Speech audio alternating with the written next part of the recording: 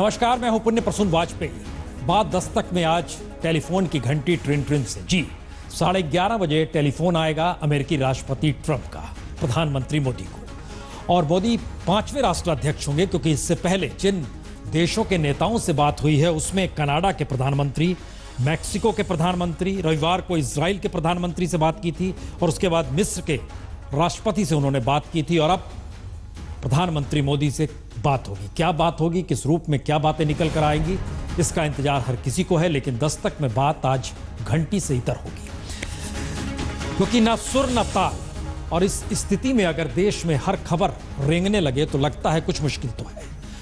Silver screen सिनेमाई अंदाज में लगता है देश का मिजाज चल पड़ा है। रिपोर्ट से समझने की कोशिश कीजिए, सिलसिला उसी सिलसिले से आगे बढ़ेंगे।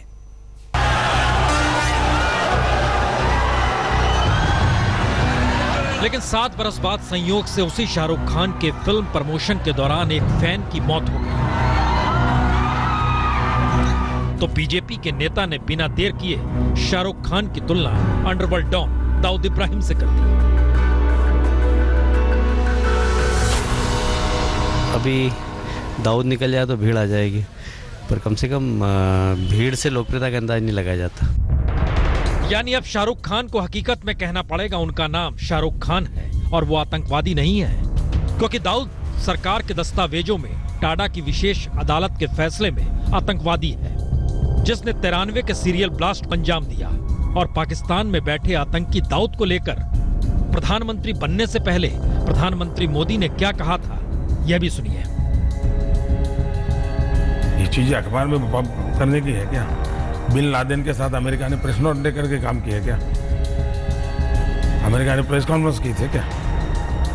तो दाऊद आज भी पाकिस्तान में है, लेकिन यहाँ सवाल दाऊद का नहीं, सवाल उस राजनीति का है जो फिल्मी अंदाज में चलती है। सवाल फिल्म प्रमोशन के तरीके का भी है, जो देश के इंफ्रास्ट्रक्चर पर भारी पड़ जाता है। सवाल देश की समस्याओं से पल्ला झाड़कर राजनीति चमकाने या फिल्म को हिट बनाने का भी है।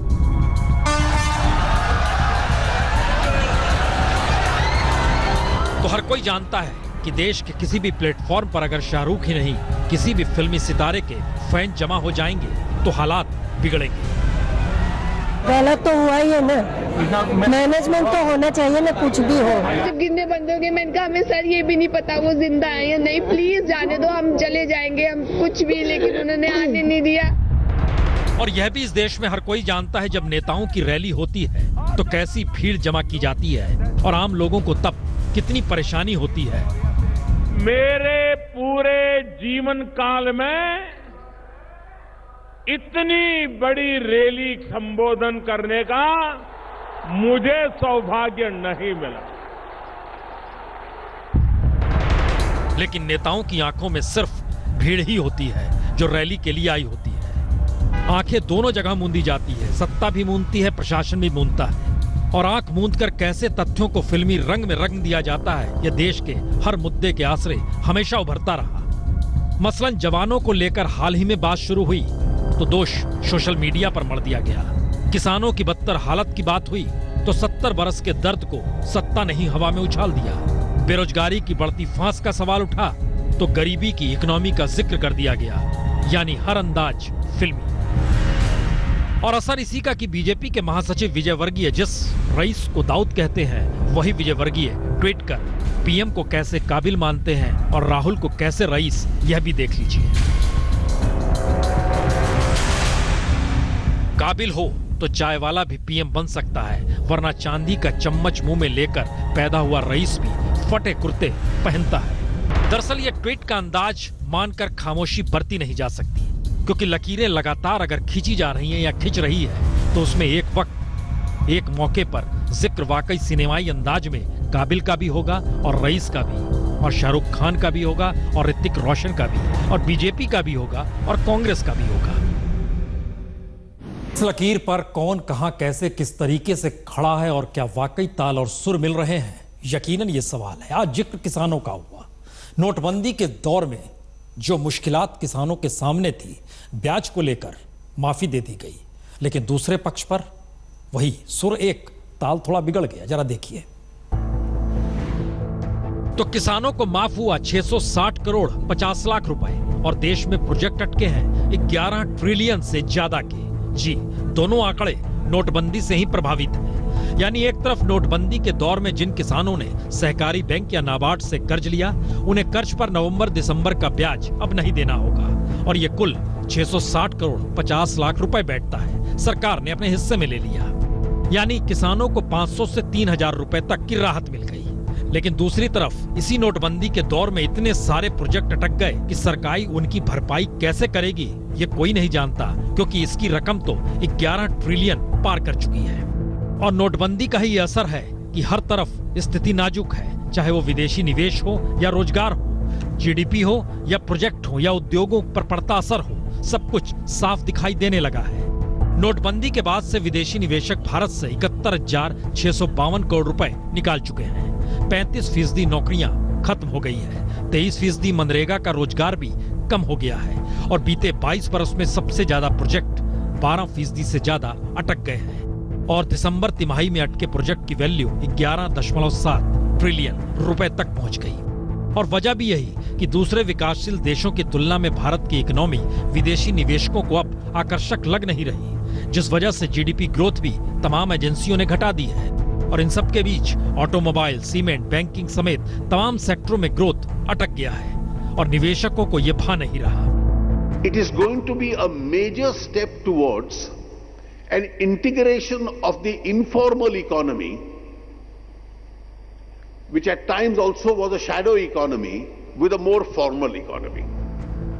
और मजे की बात यह है कि 2016 में 2.08 ट्रिलियन के नए प्रोजेक्ट का ऐलान भी हो गया, जो बीते बरस की तुलना में तकरीबन 20% ज्यादा था। यानी नए प्रोजेक्ट के ऐलान में मोदी सरकार का कोई जवाब नहीं। अलबत्ता अटके प्रोजेक्ट को पूरा करने में सरकार का मामला ढीला है या कहें इसमें भी कोई जवाब नहीं। तो मुश्किल यह नहीं कि अंतर्राष्ट्रीय तौर पर भारत की इकोनॉमी को कैसे देखा जा रहा है। हम आपको एक दूसरी स्थिति दिखलाते हैं। यह स्थिति पंजाब की है। पंजाब, जाहिर है ये शब्द या ये राज्य आपके जहन में आते ही हरित क्रांति शब्द आएगा, किसान, लहलहाते केस, बहुत कुछ याद आएगा। लेकिन स्थिति क्या है? आज चुनावी मैनिफेस्टो ने इसे खोल कर रख दिया, सत्ता का मैनिफेस्टो, और देखिए क्या क्या है उसमें। Free pressure cooker, gas stove, free gas connection, 5 kilo चीनी, 2 किलो घी, दवा दुकान, बेघरों को घर, सिलाई मशीन, कर्ज माफी, रोजगार, मुफ्त बिजली, ट्यूबवेल, साफ पानी, सगुन की राशि 51,000, सेहत बीमा योजना 1 लाख। जी, ऐलान दर ऐलान, और ये पंजाब के लोगों के लिए। ये ऐलान देश को हरित क्रांति देने वाले प्रदेश के लोगों के लिए, और ये ऐलान एक दौर में देश का नंबर 1 राज्य होने वाले लोगों के लिए। तो क्या देश के हालात इतने बदतर हैं? क्या सत्ता की लूट इतनी जबरदस्त कि 10 बरस से सत्ता में रहने वाले अकालियों ने आज जब अपने मैनिफेस्टो को जारी किया तो पंजाब का अंधेरा कहीं ज्यादा घना दिखाई देने लगा? या फिर चुनावी मैनिफेस्टो ने बता दिया पंजाब के लहलाते खेत महज धोखा है? क्योंकि 10 बरस में पंजाब पर कर्ज दुगना हो चुका है। जब अकालियों ने सत्ता संभाली तब यानी 2007-8 में 51,000 करोड़ का कर्ज बढ़कर अब 1,25,000 करोड़ रुपए पार कर चुका है।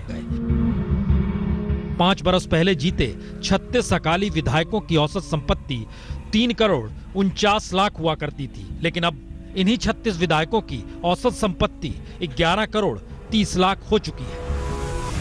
तालीम का जोर इतना, तहजीब का शोर इतना, बरकत क्यों नहीं होती? तुम्हारी नीयत में खराबी है। धंधा करते हो तुम, धंधा, स्टेट को मार के धंधा करते हो, धंधा। लेकिन यह भी कल्पना के परे है कि जो पंजाब 80 के दशक में देश की जीडीपी में योगदान देने वाले राज्यों में अव्वल था, वो आज 14वें नंबर पर है। और आलम यह कि 10 बरस में इंडस्ट्रियल ग्रोथ 17% घट गया, 20% से घटकर 3% पर आ चुका है। कृषि विकास दर 1% से नीचे आ गया। यानी 10 बरस पहले एग्रीकल्चर ग्रोथ 3.88% था, जो अब 0.50 के आसपास लुढ़क चुका है। तो सत्ता की लूट का मैनिफेस्टो क्या ये खुला ऐलान करता है कि हर वार्ड में मुफ्त दवा दुकान लगा देंगे, 10वीं पास लड़कियों को सिलाई मशीन दे देंगे, 20 लाख नौजवानों को रोजगार दे देंगे, 2.5 एकड़ तक जमीन वाले किसानों को कर्ज माफ कर देंगे, छोटे किसानों को हर बरस 2 बरस का ब्याज मुक्त लोन दे देंगे? किसानों को हर दिन 10 घंटे मुफ्त बिजली दे देंगे, हर किसान को ट्यूबवेल दे देंगे और शहरों को 4 से 6 लेन एक्सप्रेसवे से जोड़ देंगे। जिन्ने भी गरीब हैं जिन्हें कोई गैस कनेक्शन नहीं है, within 2 months of government we will give everyone gas connection free। यकीनन डिप्टी सीएम ये कह तो रहे हैं, लेकिन जो हालत पंजाब की है और जिसमें जिक्र ये कर रहे हैं उसमें उन्होंने नहीं बताया कि सीएम प्रकाश सिंह बादल की संपत्ति 6 करोड़ 75 लाख से बढ़कर बीते 5 बरस में ही 14 करोड़ 48 लाख रुपए हो गई और डिप्टी सीएम यानी खुद सुखबीर सिंह बादल और उनकी पत्नी हरसिमरत कौर की कुल संपत्ति 100 करोड़ पार कर चुकी है।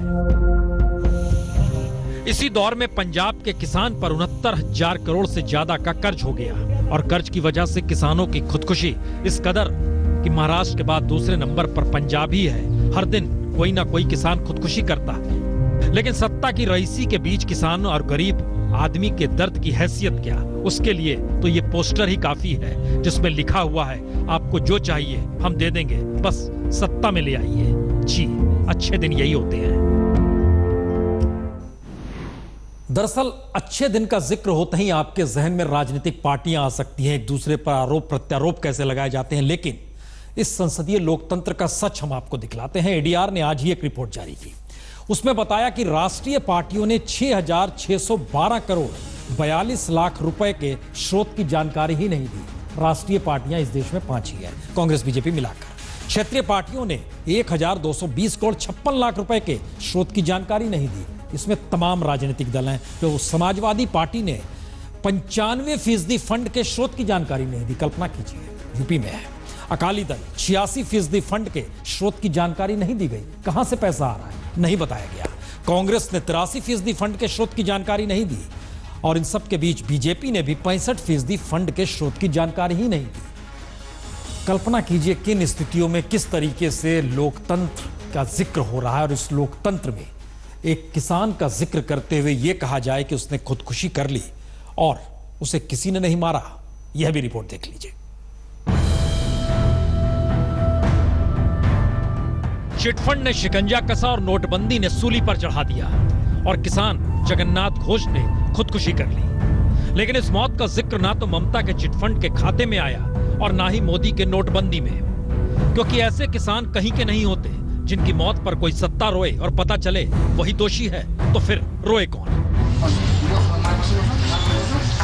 जी, जगन्नाथ के घर अब सिर्फ उनका बेटा है जिसे नर्वसनेस की समस्या है और जगन्नाथ घोष को 1800 रुपए पेंशन मिलती थी, लेकिन 1200 रुपए बेटे के इलाज में चला जाता था। और अब बेटा क्या कहे?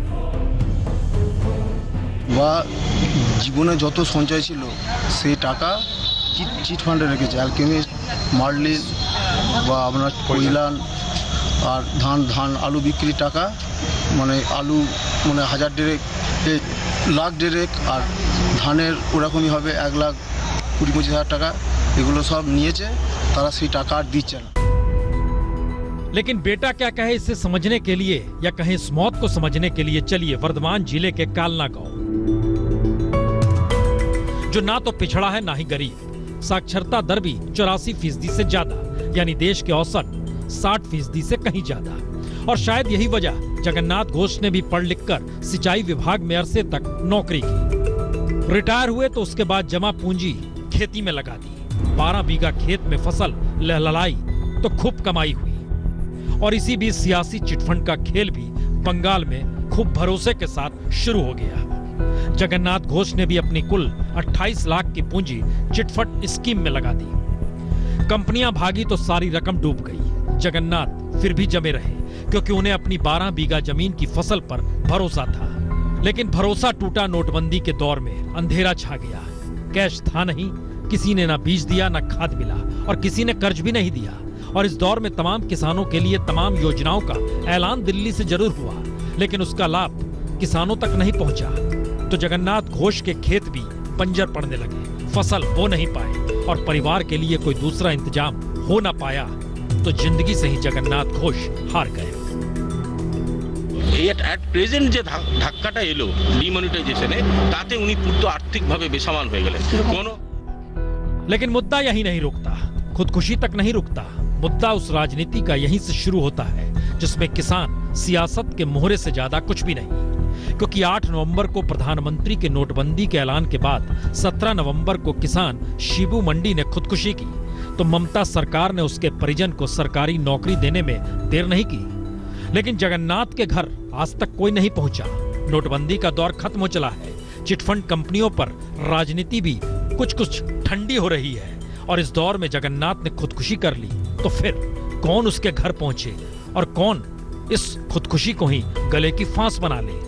तो बड़ा सवाल यही, क्या मुआवजा और मदद भी महज सियासी हथियार हैं? न अगवा कर सके जब अहले सियासत दास्तां मेरे आंसू भी न नजर आए दुनिया को। कुछ ऐसा ही हाल है उन किसानों का जो बेनामी के अंधेरे में मर चुके हैं, सिर्फ इसलिए क्योंकि सियासत की राजनीति या रोटी उस पर नहीं सेकी जा सकती। पर सवाल ये उठता है कि गुमनामी के अंधेरे में मरने वाले इन किसानों को क्या ये मौत नसीब में लिखी थी या सिर्फ सियासत की वजह से ही मिली? बर्दवान में सुजाता मेहरा के साथ मनोज्ञा लोईवाल, कोलकाता, आज तक। या फिर मौत दे दी गई? जी, मिजाज राजनीति का कैसे कब किस तरीके से बदल जाए ये किसी पहिए के समान हो चला है। जरा तेवर, तलखी और सियासत देखिए अखिलेश यादव की। ये गायत्री प्रजापति हैं, हालांकि बहुत महत्वपूर्ण सीट पे लड़ रही है चुनाव। इनकी भी मदद करना, हालांकि क्षेत्र इनका बगल में है। ये अपना भी जीतेंगे, औरों को भी जिताएंगे। तो जिस प्रजापति को करप्ट मानकर अखिलेश यादव ने अपने मंत्रिमंडल से बाहर का रास्ता दिखाया और खनन माफिया तक कहा, और जो प्रजापति 15 बरस में बीपीएल से अरबपति बन गए, उन्हें मंच पर साथ खड़ा कर खुद को ईमानदार बताते हुए अखिलेश यादव ने कहा, हमारी कथनी करनी एक ही है। ये समाजवादी लोगों की कथनी और करनी में कोई भेद नहीं है। अगर समाजवादी ने कहा कि ये काम हम करेंगे, तो मौका मिला तो उसको जमीन पे उतारने का काम किया है। तो कथनी करनी का असर है। जो बात मुलायम कभी प्रधानमंत्री मोदी के खिलाफ बोल नहीं पाए क्योंकि उन्हें सीबीआई का डर रहता था, उन बातों को अखिलेश बेहिचक कहते चले गए और मोदी को निशाने पर लेते चले गए। दिल्ली में झाड़ू पकड़वा दिया, बोलो पकड़वाया कि नहीं पकड़वाया?